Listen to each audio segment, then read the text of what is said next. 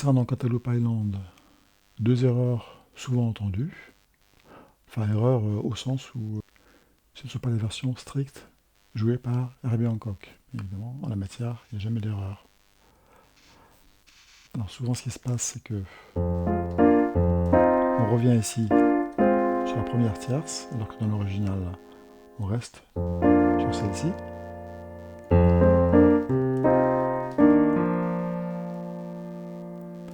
Deuxième erreur, c'est on approche cet accord ici par le si bécard, alors qu'en fait, dans l'original, l'approche se fait par le si bémol.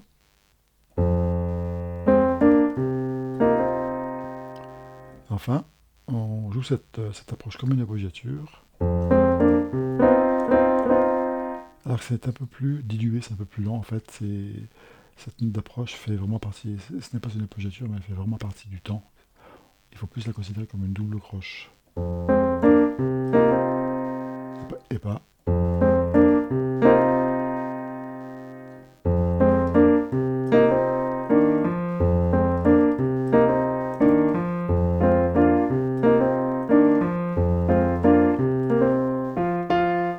Alors maintenant, si on va être encore plus rigoureux, là c'est bien les gâteaux.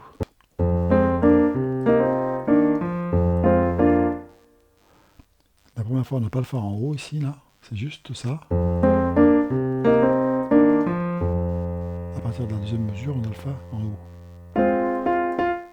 Première mesure. Deuxième. Troisième.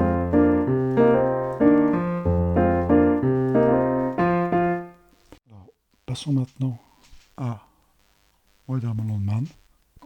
Alors, donc pour Wetherman Landman, l'erreur qu'on entend souvent, c'est la même chose, c'est retour sur l'accord de fa mineur, alors que dans la version originale, Herbie Hancock reste sur le deuxième accord.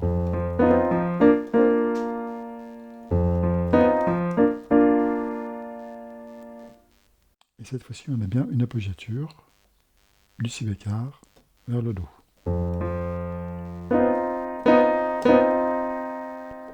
Enfin, dernière erreur qu'on entend souvent, c'est une espèce de mélange entre Wetherman Landman et Cantaloupe Island, c'est-à-dire que la main gauche joue la basse de Cantaloupe.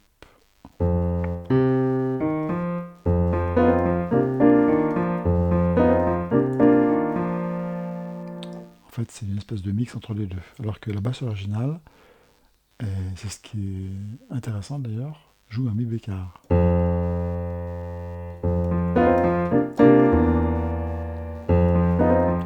Ça peut paraître dissonant, mais c'est bien ça.